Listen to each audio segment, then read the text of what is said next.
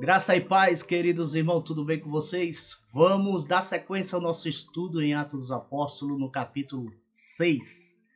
Vamos meditar na palavra do Senhor, fazer aquela reflexão para o nosso bem-estar espiritual, para o nosso crescimento e edificação como ser humano e cristão.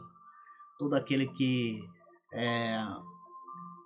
se envolve com a palavra de Deus, todo aquele que tem sede e desejo de ouvir Deus falar, não existe outra forma senão as escrituras sagradas, a Bíblia Sagrada. Por isso eu fiz esse estudo, ou estou fazendo esse estudo, já fizemos até o capítulo 5 de Atos, e hoje vamos meditar no capítulo 6. Vamos lá? Olha o que é que diz na tela aí o capítulo 6, a instituição dos diáconos. O versículo 1 vai dizer o seguinte: naqueles dias, ao se multiplicar o número de discípulos, houve uma murmuração dos gregos contra os hebreus, de que suas viúvas estavam sendo desprezadas no serviço diário de entrega de comida. Olha a primeira questão, né? O primeiro problema surgindo na igreja primitiva, vamos dizer assim, um conflito interno, né? Porque até então, capítulo 5, você via conflitos externos, que o inimigo vinha de fora, né? Agora as questões surgem no meio dos cristãos, no meio da igreja, né? Aí vai dizer que naqueles dias se multiplicou muito o número, e nós vimos isso em outros capítulos, que o número de pessoas convertidas, os judeus convertidos, né? E samaritanos também, gentios, cresceu muito. Aí houve uma murmuração dos gregos, eram judeus, todos eles, dos gregos contra os hebreus também judeus, né? Os judeus gregos eram aqueles de fala grega, né? Já os hebreus eram aqueles de fala aramaica, outra língua, né? Que eles falavam, outro dialeto, vamos dizer assim. Eles reclamavam, os gregos, de que as viúvas estavam sendo desprezadas no serviço diário de entrega de comida. O que é que acontece? No crescimento da igreja, nós vimos nos capítulos anteriores que iniciou uma grande conversão. Muitos se converteram a Cristo e vieram se juntar aos apóstolos. E eles tinham tudo em comum, e aqueles que tinham muitas riquezas vendiam suas riquezas e passava para os apóstolos para que se distribuísse entre aqueles que não tinham nada, aqueles que tinham a escassez de alimento, né? Necessidades básicas da sua vida. E aí o que eles fizeram? Eles distribuíam os alimentos, distribuíam os bens, né? Para aqueles que mais necessitavam. Porém, o que diz aqui o versículo é que as viúvas estavam sendo desprezadas. Quer dizer, as viúvas, aquelas de fala grega, né, estavam sendo desprezadas porque não alcançaram elas, né? Não chegaram até a elas para favorecê-las com essas ajudas, né? E aí os discípulos gregos, né, eles reclamaram contra os hebreus, né? Foram até os apóstolos e reclamaram aos apóstolos que estavam desprezando, né, aquelas mulheres, aquelas senhoras viúvas. Ao versículo 2 vai dizer o seguinte: e os 12, né, ou seja, os 12 apóstolos, eles, chamando a multidão, chamou todos, né, como era costume e deve ser, né, chamar todos, né, a multidão dos discípulos, chamando a multidão dos discípulos, disseram: não é bom que nós deixemos a palavra de Deus para servir às mesas. Quer dizer, não era certo, né, que aqueles apóstolos que tinham a sua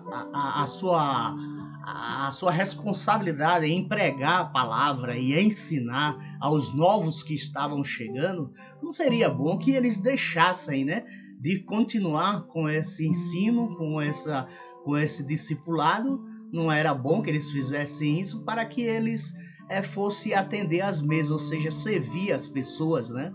Dar aquele auxílio, né? Aquele auxílio alimentar, aquele auxílio básico para as famílias. Eles disseram isso. Ele chamou as multidões e disseram: não é bom que nós deixemos a palavra de Deus para servirmos. O nosso ministério é ensinar, né, a esse povo, né? Dar a eles o entendimento da pessoa de Jesus Cristo. Então não é bom isso. Aí o que foi que eles fizeram? Eles fizeram o seguinte, versículo 3, perceba. Portanto, irmãos, buscai 7 homens dentre vós, de quem haja bom testemunho, cheio do Espírito Santo e de sabedoria, aos quais constituamos sobre a esta importante tarefa. Quer dizer, nós vamos fazer o seguinte, vamos buscar 7 homens, né, que estejam no nosso meio, mas que haja um bom testemunho, né, que ele tenha um bom testemunho, seja cheio do Espírito Santo. Isso aqui não quer dizer nada com batismo no Espírito Santo, mas ser cheio do Espírito Santo, que é outra coisa totalmente diferente. A pessoa pode ser cheia do Espírito Santo sem que seja batizada no Espírito. E também cheio de sabedoria, aos quais constituamos sobre esta importante tarefa. Perceba que os apóstolos dão uma atenção toda especial a essa tarefa. Ele chama de importante. Por que importante? Porque o amor de Deus, ele não consegue, não pode um cristão ver uma pessoa passando necessidade e simplesmente fazer vista grossa, né? Está na igreja, está congregando, seja lá qual for o grupo, aonde for, né? Está todo mundo congregando ali, porém as pessoas não parece que se torna invisível. Aquelas pessoas que têm necessidades básicas, parece que se torna invisível, né? As pessoas não chegam lá. A Igreja de Cristo não tem essa postura como padrão. O padrão é este, é se importar, né? Dar importância a essas tarefas, que é auxiliar o próximo nas suas necessidades, né? E eles disseram isso aqui, que esses homens, eles escolheram os 7, né? Dentre os homens, mas com bom testemunho, cheio do Espírito Santo e de sabedoria, porque para as coisas de Deus tem que ter sabedoria. Se não tiver sabedoria, as coisas não vão bem, né? E cheio do Espírito Santo, que tem um bom testemunho. Aí eles constituiriam eles para essa tarefa. Veja o versículo 4 que ele vai dizer. Nós, porém, perseveraremos na oração e no serviço da palavra, aquilo que ele falou antes. Não deixar o nosso ministério, que é o da palavra, do ensinamento, né, para servir a mesa dessas pessoas, servir a essas pessoas. Aí ele diz, nós, porém, nós, os apóstolos falando, perseveraremos na oração e no serviço da palavra, quer dizer, pregação, o ensino da palavra, né? Esses 7 cuidariam das mesas, da necessidade do povo, e eles davam continuidade no ministério da palavra do Senhor. Aí nas escolhas, veja o versículo de número 5, ele vai dizer, e esta palavra foi do agrado diante de toda a multidão, escrevendo Lucas, né, o doutor Lucas, lembra? O escritor de Atos dos Apóstolos, o doutor Lucas, ele escrevendo isso, e esta palavra foi do agrado diante de toda a multidão. E escolheram a Estevão, homem cheio de fé e do Espírito Santo, e Filipe, Prócoro, Nicanor, Timão. Esse Timão aqui não é o time do Corinthians não, viu? Timão era um nome comum lá da época. Não sei se é um cognome ou é um apelido, alguma coisa do tipo. Mas eles escolheram esses, Timão, Parmenas e a Nicolau, o prosélito de Antioquia. Né? Eles escolheram esses 7. Eles destacaram, interessante destacar, né? Que um homem cheio de fé era Estevão, né? Eles destacam isso porque Lucas destaca porque lá na frente vai ter a continuidade do ministério de Estevão, que foi muito importante na história da igreja primitiva. Veja o versículo 6, então. Aos quais se apresentaram diante dos apóstolos, e eles, orando, puseram as mãos sobre eles, né? Era uma forma de dar a eles legalidade, né? Recebê-los, né? Para essa tarefa, consagrá-los para esta tarefa, que era ajudar as pessoas, né? Então eles puseram as mãos sobre eles e deram a ele este poder de fazer, que se chama hoje nas igrejas, ação social, né? Veja o versículo 7. E a palavra de Deus crescia e o número dos discípulos se multiplicava muito em Jerusalém.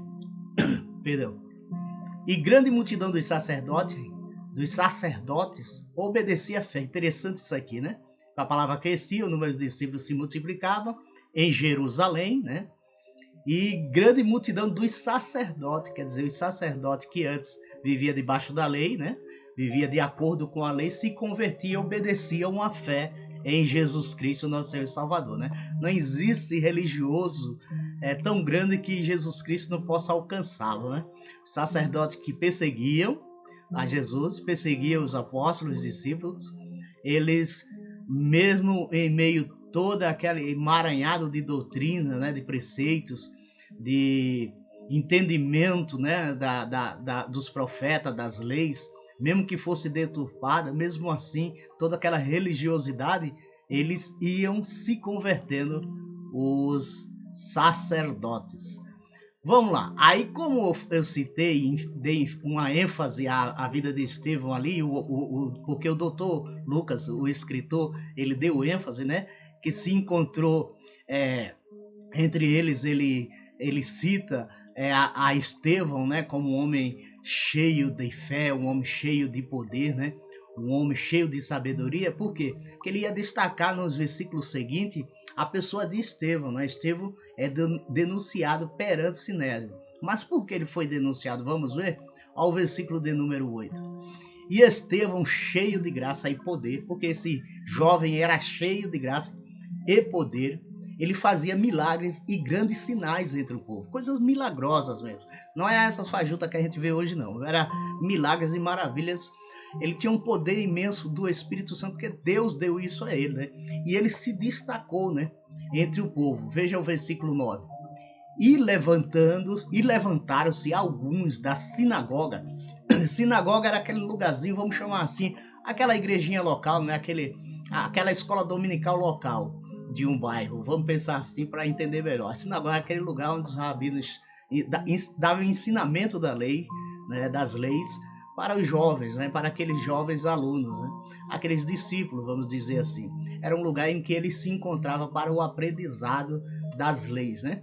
E alguns da sinagoga, né, aqueles que faziam parte da sinagoga, que era chamada Sinagoga dos Libertos, dos Sirineus e Alexandrinos, e dos que eram da Cilícia e da Ásia, e discutiam contra Estevão. Perceba que era o seguinte, eles todos discutiam com o Estevão por causa da sabedoria dele. Num comentário que tem aqui, ó, nessa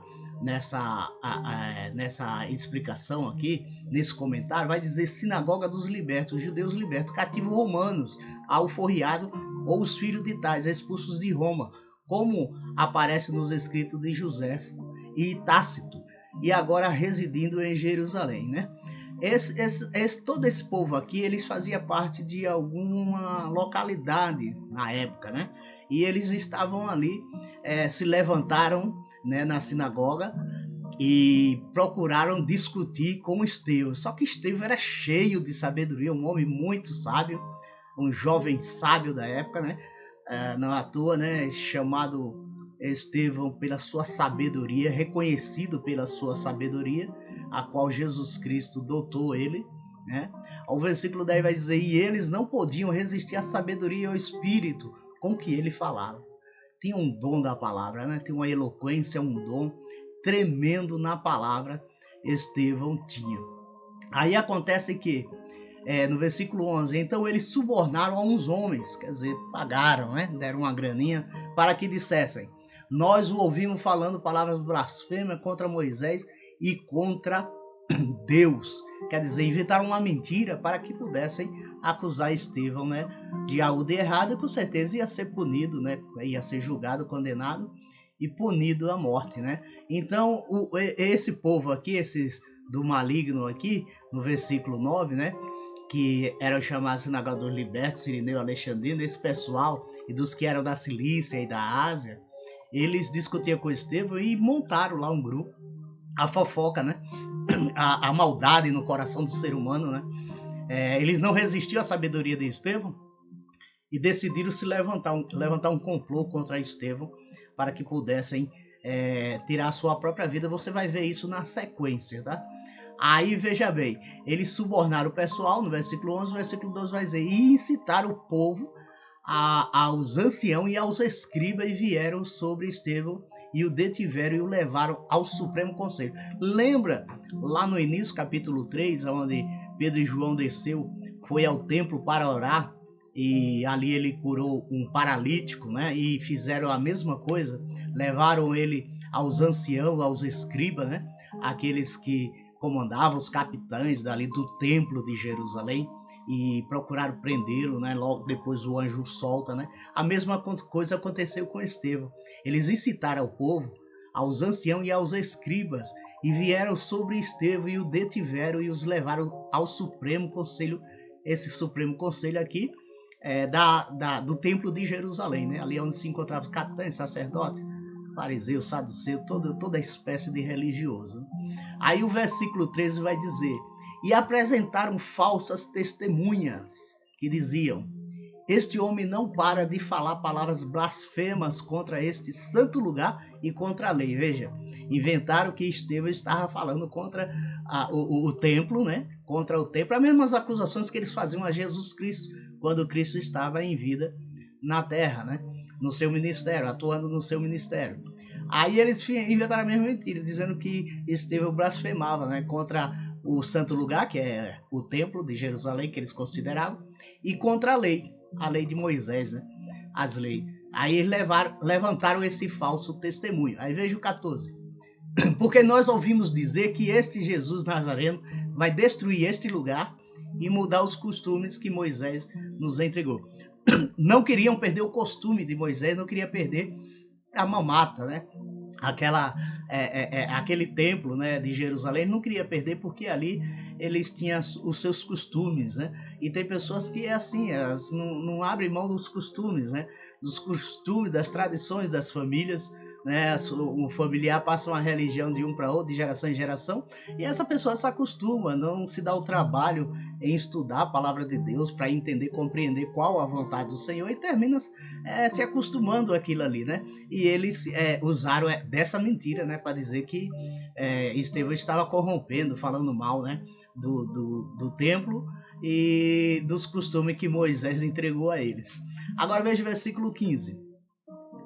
Então todos os que estavam sentados no Supremo Conselho, observando com atenção, viram o rosto dele como de um anjo. Ali eles tiveram uma visão nada agradáveis para ele, né? Porque enquanto ele estava ali sentado no Supremo Conselho, observando com atenção, ele estava no meio ali, né? E aqueles que estavam assentados no Supremo Conselho viram o rosto dele como de um anjo.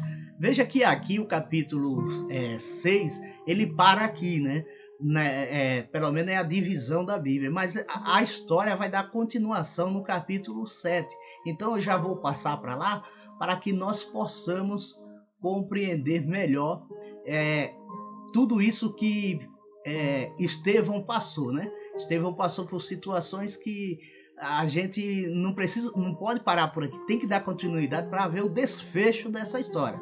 Veja bem a defesa, agora capítulo 7, versículo 1, a defesa e martírio de Estevão. Quando terminar aqui, o martírio, aí eu paro por aqui, vai ficar um pouco longo esse vídeo, mas nós vamos procurar da melhor forma mais sucinta, abreviar tudo isso aqui. Tem muitos versículos esse capítulo 7, veja bem que ele tem mais de 50 versículos, vai até 60.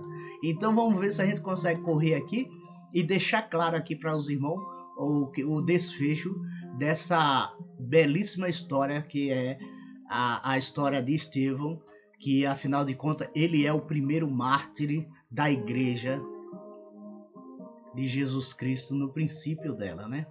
Aí quando ele estava lá no meio daquele conselho, como você viu no versículo anterior, capítulo de número 6, aqui no capítulo 7, Lucas vai dizer o seguinte com relação, que começou a entrevista, né, quase um julgamento, né, num tribunal, e disse o chefe dos sacerdotes, né, por acaso é isto assim, né?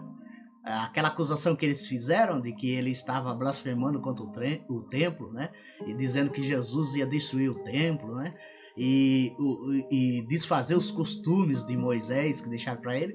Aí os chefes dos sacerdotes perguntam: por acaso é isto assim mesmo? É isso mesmo que estão falando, Estevão? Aí perceba o versículo 2 e 3. E ele disse... Aí começa aquele discurso, aquela defesa de Estevão com relação às suas palavras, né? Ao que ele realmente fazia. Ele disse: homens e irmãos homens, irmãos e pais, ouvi. Veja o respeito, né? Apesar de falarem, acusarem ele injustamente, né? Difamando, né? Inventando uma mentira que ele jamais disse, ele trata bem. Não é como hoje as pessoas falam algo de uma religião ou de outro, o outro vem com 4 pedras na mão, até praga lança, né? Sobre alguém que fala da sua religião ou de uma doutrina ou de uma ideia que ele tem que não é bíblica, não é coerente com os ensinos bíblicos, né? Ele trata muito bem aquele pessoal ali do conselho, ele de homens, irmãos, chama de irmão e pais, pais pela idade, né? Avançada. Ouvi. Aí ele começa uma linda história de amor. O Deus da glória apareceu a nosso pai Abraão. Como judeu, né, conhecia muito bem a história dos patriarcas e profetas. Estando ele, Abraão, na Mesopotâmia, antes de habitar em Harã,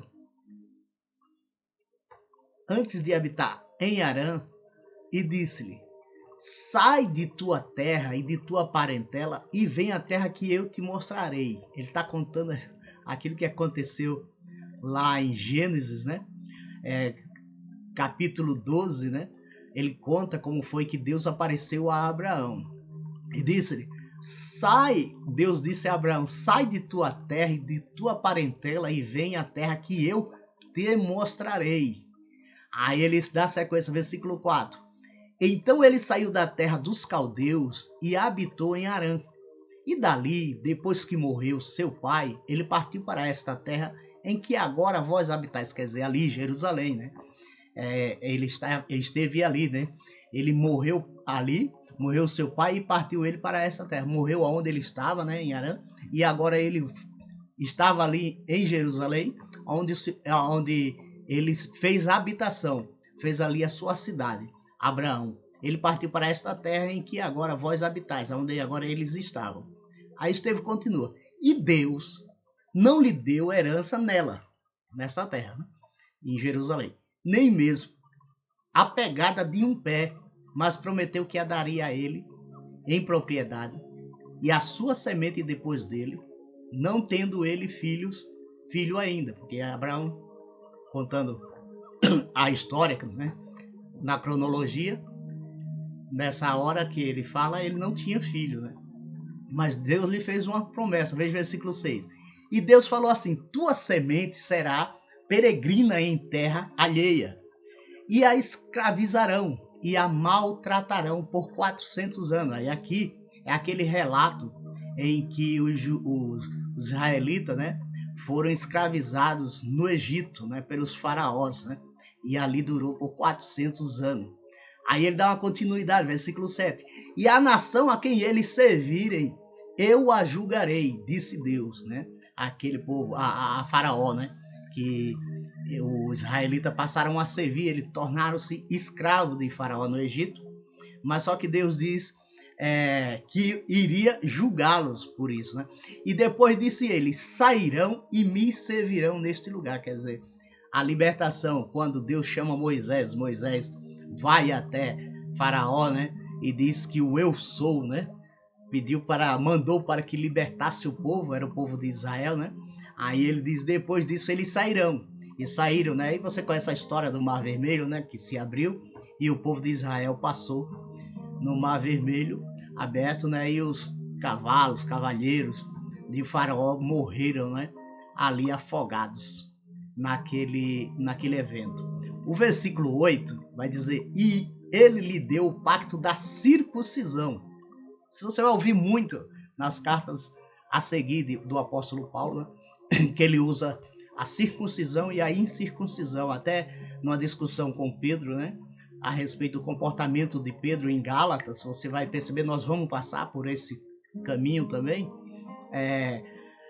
Pedro fica com o evangelho da circuncisão, que era aqueles judeus circuncidados, e Paulo com o evangelho da incircuncisão, aqueles que não necessariamente precisavam se circuncidar. E o que é circuncisão? Era cortar o prepúcio. Dizem que é mais ou menos uma cirurgia de fimose, né, no homem, né? Isso era um sinal, né, que Deus deixou ao povo de Israel. A circuncisão era necessário ser circuncidado, né, para fazer parte da nação israelita. É como um sinal né, um brasão do povo de Israel. E lhe deu o pacto da circuncisão. A quem deu? Aí ele vai dizer, e assim gerou a Isaac, quer dizer, deu o pacto a Abraão, que gerou a Isaac e o circuncidou ao 8º dia. Era sempre assim, o bebê, a criança, a bebezinho ainda, ao 8º dia, macho, né? Cortava o prepúcio, como eu falei, parecido com uma cirurgia de fimose. E Isaac gerou a Jacó. E Jacó aos 12 patriarcas. Aí ele vem contando ali a genealogia, né? Estevão no seu discurso. Isaac gerou a Jacó e Jacó aos 12 patriarcas. E os patriarcas, tendo inveja de José, venderam-no ao Egito. A história de José, capítulo 37 de Gênesis, você lê 37, 38, 39, 40, por ali, vai embora, né? É a história de José. E os patriarcas, tendo inveja de José, venderam-no ao Egito. Quer dizer, os patriarcas que eram os irmãos de José, né? Ao Egito, mas Deus era com ele. Deus foi com José no Egito. Lê a história que é maravilhosa. Você que não lê a Bíblia, eu estou dando umas dicas aqui, né? Para conhecer a história dos patriarcas de Israel. O versículo 10, mesmo eles vendendo José, né, ao Egito, e o livrou de todas as suas aflições. Quem livrou? Deus o livrou de todas as suas aflições e lhe deu graça e sabedoria diante de Faraó, rei do Egito, e o pôs por governador sobre o Egito e toda a sua casa. A história vai dizer isso, né? O quanto Deus exaltou aquele menino José, que foi vendido pelos seus irmãos aos egípcios, né? O versículo 11.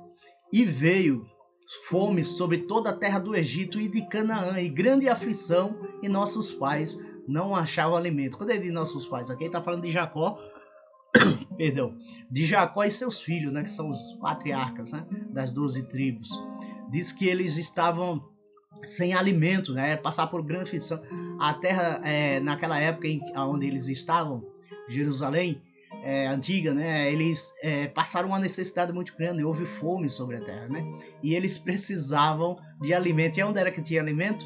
Lá no Egito, aonde o próprio José, que como governador, um bom administrador, ele guardou muito alimento, ele soube administrar muito bem as finanças de Faraó, e ele construiu celeiros, né? E guardou depois da revelação do sonho. Lembra do conto das 7 vacas magras e as 7 vacas gordas, que era um tempo de escassez, um tempo de abundância, de bonança, né, no Egito. E aí ele criou esse celeiro e guardou o alimento, estocou o suficiente para anos, né? E aqui o Estevão vai falando, né, que veio a fome sobre toda a terra, versículo 11, do Egito e de Canaã, e grande aflição, e nossos pais não achavam alimento, quer dizer, eles não achavam alimento. Mas Jacó, ao ouvir que havia cereal no Egito, ele enviou nossos pais a primeira vez, aquilo que eu falei, né? Ele sabia que no Egito tinha alimento, e aí envia os irmãos de José até lá. O versículo 13. E na segunda vez José foi reconhecido pelos seus irmãos, e a família de José foi conhecida por Faraó. Quer dizer, você lê a história, né? Tem mais detalhes em Gênesis, capítulo 35, 34, 32, você vai ver muito mais detalhes, né? Aqui o Estevão está fazendo um resumo, né? De que na segunda vez, porque eles já tinham ido a primeira vez, voltado para o pai com os alimentos, e segurou lá o filho mais novo, Benjamim, né? Segurou ele e disse, não, quando vocês voltarem, aí sim, trazendo o pai de vocês, aí eu complemento aqui o que eu tenho que fazer com vocês, né? E aí eles vão a primeira vez, aí ele vai relatar aqui, Estevão, que na segunda vez José foi reconhecido, porque até então, na primeira vez, não reconheceram José. E José era o governador, era a autoridade, né? Ele tinha prestígio lá no Egito, né? E eles não reconheciam pelas vestes, pela forma de falar, pegou o sotaque do Egito, né? As vestimentas, os costumes de lá. Então, quando eles foram lá a primeira vez, não reconheciam o seu irmão, que eles tinham vendido há pelo menos 13 anos, mais ou menos por aí, né? Eles não reconheceram, mas na segunda vez ele foi reconhecido pelos seus irmãos, e a família de José foi conhecida por Faraó, porque José apresentou a sua família a Faraó. E José mandou chamar seu pai Jacó e toda a sua parentela, 75 almas era a parentela de José. E aí ele dá continuidade aqui, versículo 15 e 16, dizendo: E Jacó desceu ao Egito e morreu, ele e nossos pais, e foram levados a Siquém, e posto na sepultura que Abraão, por uma quantia em dinheiro, tinha comprado dos filhos de Emó em Siquém. Perceba aqui que Estevão está dando um relato histórico para eles, para provar a eles que ele conhecia muito bem dos costumes do templo, né? E das leis e a história dos seus pais, né? Então ele procura aqui na sua defesa mostrar também a sua sabedoria, Deus lhe usando, né? Como dom de sabedoria. Ele relata aqui toda a história da sua genealogia, da genealogia do povo de Israel, né? E ele vai falando aqui. O versículo 17 ele vai dizer: Mas quando chegou perto o tempo da promessa que Deus tinha prometido a Abraão, o povo cresceu e se multiplicou no Egito. Não foi isso que aconteceu? Até que se levantou outro rei que não tinha conhecido a José. Apareceu outro rei, né? Depois, outro faraó que não conhecia a José. Este, usando de astúcia para com a nossa parentela, quer dizer, os nossos descendentes, né? Ele diz que este, usando de astúcia para com a nossa parentela, maltratou a nossos pais, até fazendo com que eles rejeitassem suas crianças para que não sobrevivessem, né? Aí foi aquela rejeição, né? Que todo menino que nascia de uma hebreia era morto, né? Aí ele vai entrar na história de Moisés. Naquele tempo nasceu Moisés e ele era muito formoso para Deus, e ele foi criado por 3 meses na casa de seu pai. Por 3 meses. E tendo sido abandonado, versículo 21, abandonado, a filha de Faraó tomou e o criou para si como filho. Lembra que houve um consenso ali entre a mãe de José e seus familiares que em Betumasse, né, um cesto e colocasse o menino, né, para que ele não fosse apanhado e morto, assim como todas as crianças estavam sendo mortas, né, até uma certa idade. Quando filha de Hebreia nascia homem, eles matavam. Quando mulher, não. Mas quando homem, eles tiravam a vida da criança. E eles betumaram ali aquele cesto, colocaram o menino de propósito para seguir o rio. E seguindo o rio, né, tem um encontro com justamente a mãe de José, de Moisés, que estava a cuidar da filha de Faraó, né? Era uma escrava, vamos dizer assim, né? Da filha de Faraó. Como ele diz aqui, tendo sido abandonado, a filha de Faraó o tomou e o criou para si como filho. Pegou o menino que era da mãe de Moisés, né? E criou como filho, né? E Moisés foi instruído em toda a sabedoria dos egípcios e era poderoso em palavras e ações. Olha quem estava falando, o próprio Estevão, que tinha essa sabedoria, né? Em palavras e ações, estava elogiando aqui o pai Moisés, né? O patriarca Moisés para eles, né? Para que eles entendessem, né? Que também Estevão entendia da história. Ao versículo 23. Perdão.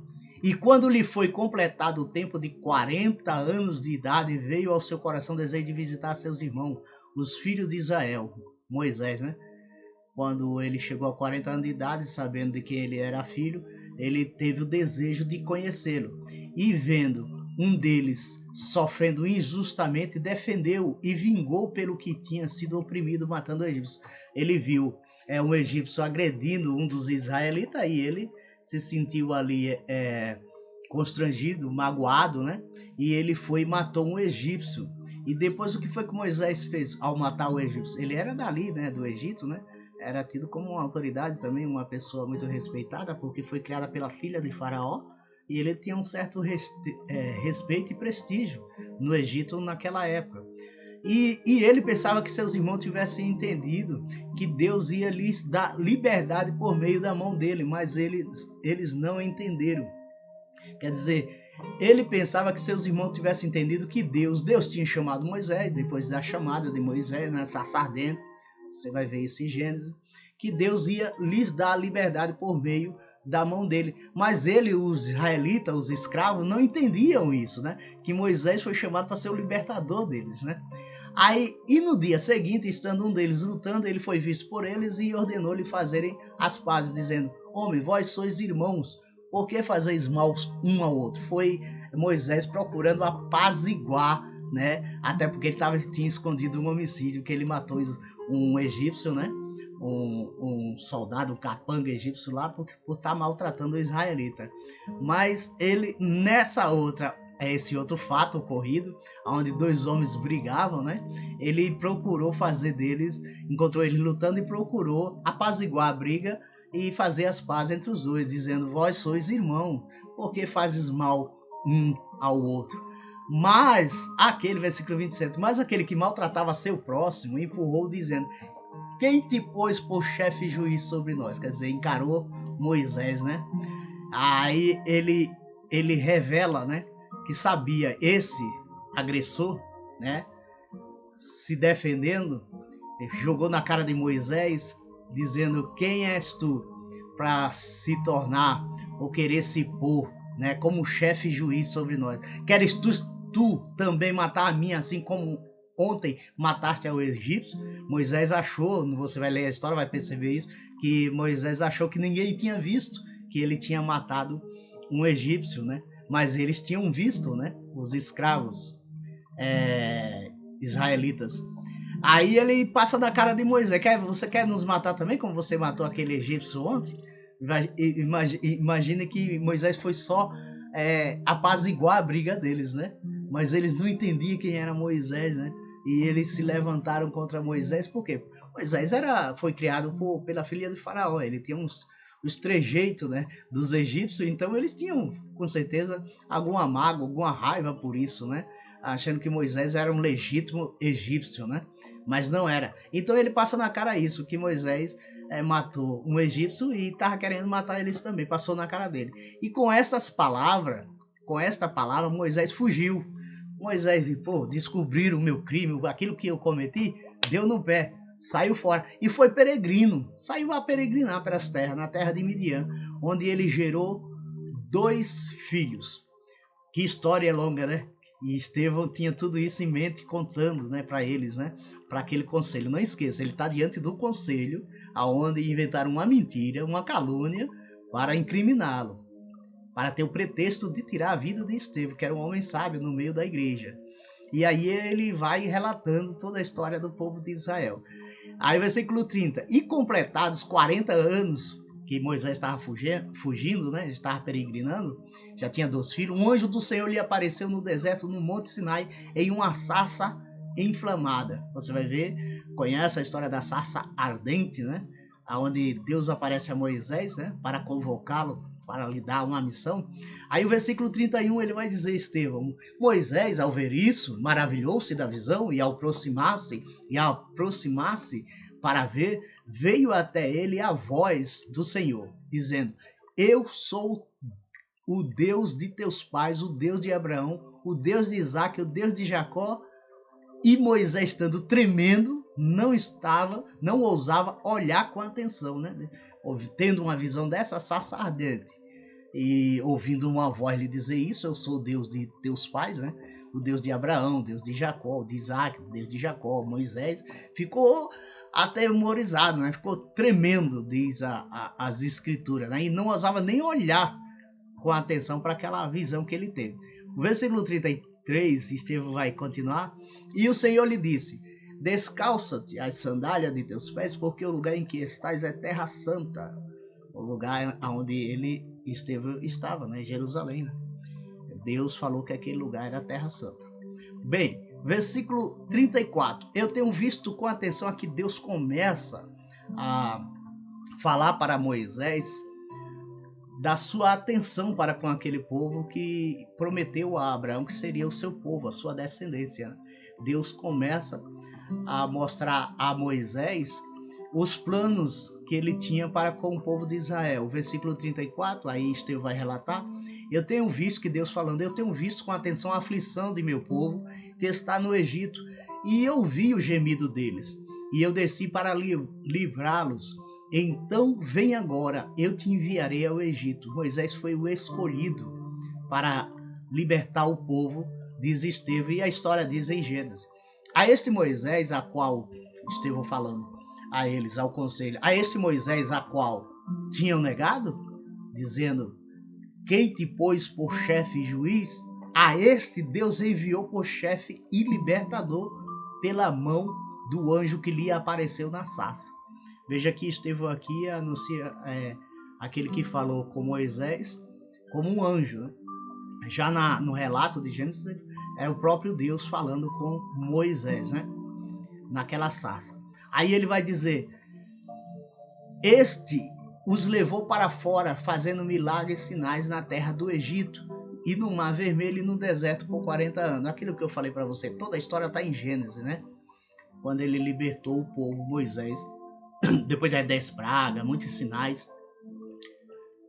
Faraó deixa o povo ir, né? Depois se arrepende e vai atrás. Você lê a história em Gênesis, você vai perceber isso. Versículo 37.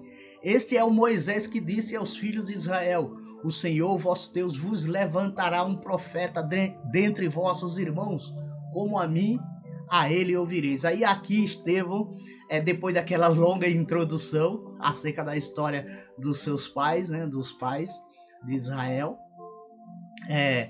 depois daquela longa introdução, agora ele chega ao ponto central da sua mensagem, né, que é o profeta a qual Moisés disse aos filhos de Israel: o Senhor vosso Deus vos levantará um profeta dentre vossos irmãos, como a mim, e a ele ouvireis. Quer dizer, como Moisés, na característica, né, do seu ministério, do seu chamado, da sua missão. Moisés fez o que com o povo de Israel? O povo não estava escravizado? É uma figura de linguagem, né?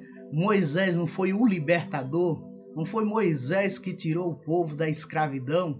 Pois é, aqui está uma figura de linguagem para fazer uma alegoria e uma analogia, uma comparação com o ministério de Jesus. Não é que ele era igual, Moisés, igual a Jesus, né? Porque ele morreria pelo pecado de Israel. Não, ele foi libertador, ele foi um legislador, ele foi um grande líder, né? Ele foi aquele a quem Deus escolheu para dar continuidade ao seu plano, né, com a nação de Israel. Aí Moisés diz a ele: olha, depois de me virar, Deus levantará um profeta. Jesus Cristo foi várias vezes chamado de profeta, né? Dentre vossos irmãos, quer dizer, entre os judeus, nasceria esse grande profeta que seria Jesus Cristo. Ele diz: como a mim, a ele ouvireis. Está aqui uma mensagem poderosa. Meu amigo, se você tem que ouvir alguém que seja perfeito em suas palavras, que cumpra as suas palavras, que realize aquilo que prometeu, essa pessoa é Jesus Cristo, né? Eu falo, outros falam, pastores falam, líderes falam, a Bíblia e os personagens da Bíblia falaram, né, acerca das verdades de Deus, mas como humanos falhamos em uma coisa ou outra, mas Jesus Cristo não. Este nós devemos ouvir como Moisés falou: a este ouvireis. Veja o versículo 38 e 39 e o 40. Estou dando uma correriazinha aqui para terminar, porque vai ficar longo esse capítulo, né? Esses 2 capítulos. Aí ele entra, aquele ponto central da mensagem de Estevão. Ele fez aquele arrudeio todinho, trouxe a história lá do início do povo de Israel, aqueles que ali estavam julgando a ele, e ele faz a sua defesa e começa a entrar na centralidade da sua mensagem. Ele diz: este é aquele que esteve na congregação do povo no deserto com um anjo que tinha lhe falado no Monte Sinai, e com nossos pais, o qual recebeu as palavras vivas para dar a nós. Ele faz menção daquele anjo no Antigo Testamento, na vida dos israelitas, como sendo a pessoa de Jesus Cristo. Este é aquele que esteve na congregação do povo no deserto, com um anjo que tinha lhe falado no Monte Sinai, e com nossos pais, o qual recebeu as palavras vivas para dar a nós, a qual, versículo 39, ao qual nossos pais não quiseram obedecer, mas o rejeitaram, e seus corações voltaram para o Egito. Sempre queriam voltar para o Egito,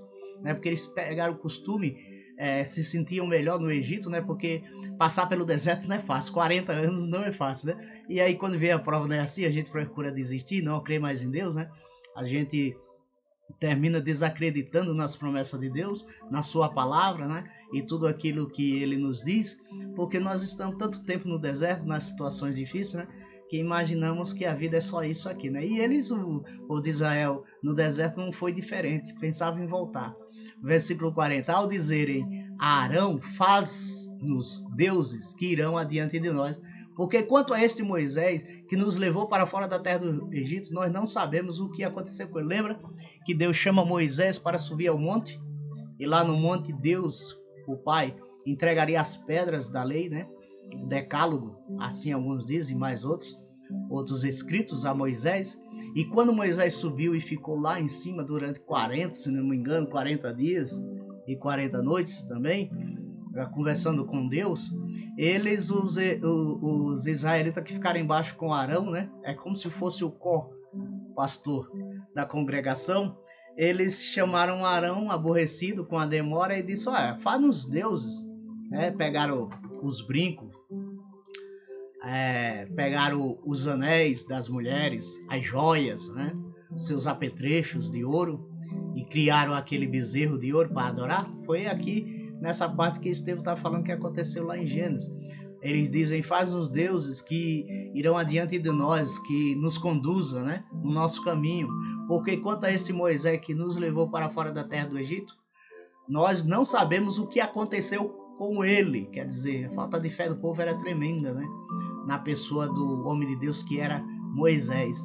E naqueles dias eles fizeram, como eu disse aqui já, eles fizeram, versículo 41, eles fizeram o bezerro, o ofereceram o sacrifício ao ídolo e se alegraram nas obras de suas próprias mãos. Que covardia, né?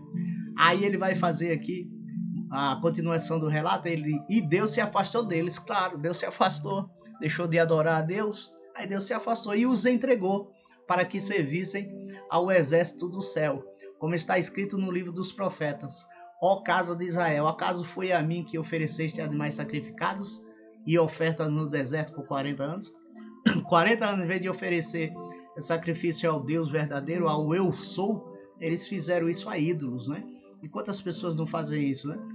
Dizem ser do povo de Deus, mas continuam sacrificando a ídolos, sacrificando suas vidas, o seu tempo, né? A sua sabedoria, a sua força, continua empregando sua energia em ídolos, né? E deixam de empregar suas energias e tudo aquilo que sabe ao Deus verdadeiro, né? E eles fizeram isso durante 40 anos e Deus, no livro do profeta, ele faz menção disso. Versículo 43. Porém tomaste para si a tenda de Moloque e a estrela de vosso Deus Ranfa, figuras que vós fizeste para adorá-las, e eu por isso vos expulsarei para além da Babilônia. Não vamos falar aqui desses deuses, né? Mas eram deuses criados à imagem e semelhança do homem, né? Eles fizeram, segundo a imagem deles, para adorar, né? Nos profetas eles falaram isso, que eles fizeram para si tenda a Moloque, Deus que recebia sacrifício de crianças, né? E outros deuses mais que faziam atrocidades com a vida humana, recebia sacrifícios humanos. Aí Deus diz a ele, né? E eu por isso vos expulsarei para além da Babilônia, né? Quer dizer, deixaria o povo disperso na mão dos inimigos. O versículo 44, ele vai dizer: no deserto estava entre nossos pais o tabernáculo do testemunho, assim como ele tinha ordenado, falando a Moisés que o fizesse segundo o modelo que tinha visto. Aí é o tabernáculo, né? Vocês devem, quem já leu Gênesis já percebeu isso, né? Que lá fala do tabernáculo, de como Deus orientou, né, a Moisés e a todos os sacerdotes ali como se criaria o tabernáculo, né? A tenda do tabernáculo do testemunho. Aí ele vai dizer no versículo 45 e 46: o qual, recebendo também nossos pais, eles levaram com Josué para a possessão dos gentios que Deus expulsou diante de nossos pais até os dias de Davi, o qual foi do agrado diante de Deus e pediu para achar um tabernáculo para o Deus de Jacó. Perceba, é interessantíssimo isso. Como Estevão, com sua sabedoria, ele faz um caminho assim, desde o princípio, né? Na cronologia dos seus pais, da história do povo de Israel, passando por todos os patriarcas e todos os eventos importantes, né? Não em detalhes, claro, mas está resumido, mas ele tem uma sabedoria que ele sabe cronologicamente como funcionou a história do povo de Deus, né? Aí o versículo 47 ele vai dizer, e Salomão lhe construiu uma casa. Que casa é essa? Ele vai dizer, o versículo 48 e 49, mas o Altíssimo não habita em templo feito por mão humana. Veja, Salomão não criou o templo de Salomão foi destruído, o primeiro templo, né? E depois o segundo, que foi construído depois pelos imperadores, que era esse em qual Estevão estava sendo julgado, sendo entrevistado, digamos assim, pelos sacerdotes naquele conselho. Então, só que mesmo Estevão fazendo menção do primeiro templo,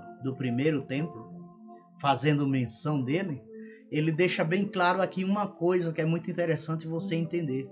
Mas o Altíssimo não habita em templos feitos por mãos, assim como o profeta diz, versículo 49. O céu é o meu trono e a terra é o estrado dos meus pés. Que casa vós construireis para mim, diz o Senhor. Ou qual é o lugar do meu repouso? Deus não habita em templo feito por mãos humanas. Paulo vai dizer lá na frente, e nós vamos passar por essa passagem aqui em Atos dos Apóstolos, lá no capítulo 15 e 16. Aí aqui Estevão faz menção da palavra de Deus acerca do templo, né? Que eles adoravam e tinham... Lembra que no começo eles inventaram a mentira de que Estevão estaria se levantando contra o templo, assim como Jesus disse que derrubaria o templo em 3 dias e os costumes de Moisés. E eles levantaram essa difamação, essa mentira, essa calúnia contra Estevão. Aqui Estevão faz questão de mencionar essas passagens dos profetas, onde Deus diz que não habita em templos feitos por mãos humanas. Para você que acha, entende que o local em que você frequenta ele é o máximo, né? É a casa de Deus. Já vi muita gente dizer isso. Vamos adorar, irmão, aonde? Na casa de Deus? Eu digo, mas a casa de Deus sou eu. Casa de Deus sou eu. Você vai ver isso. Os evangelhos dizem isso. Paulo diz isso. Pedro diz isso. Os apóstolos dizem isso. Eu sou o templo do Espírito Santo de Deus. Eu sou o templo. Porque Deus não habita lá. Se fosse casa de Deus, a gente não viria, ouviria também e viria, como a gente vê na internet, placas em templos feitos por mãos humanas à venda. Você já percebeu isso? Se ali era a casa de Deus, como é que o templo está à venda com a placa de vende-se este templo, esta igreja, e ainda com membros? Nossa, se vende, é porque não é de Deus, não é verdade? Se está vendendo, é porque não é de Deus. A verdade é essa. Se fosse de Deus, não venderia, porque Deus não perderia aquilo que é seu, não entregaria a ninguém. Outros dizem que até alguns templos alugados, o proprietário chega a tomar por falta de pagamento. Quer dizer, Deus é expulso da sua própria casa, se assim fosse, né? Mas vamos dar continuidade, que já está no final. O versículo 50, mais uma pergunta ele faz. E a resposta. 50 e 51. Por acaso não foi minha mão que fez todas estas coisas? Vós, obstinados e incircuncisos de coração e de ouvido, vós sempre resisti ao Espírito Santo, tal como vossos pais foram, assim também sois vós. Ele faz uma comparação daquele povo que ali estava com aquele povo do deserto, né? Eles estavam fazendo a mesma coisa, rejeitando ao Espírito Santo, a qual Jesus mandou. Versículo 52 e 53. Qual dos profetas vossos pais não perseguiram?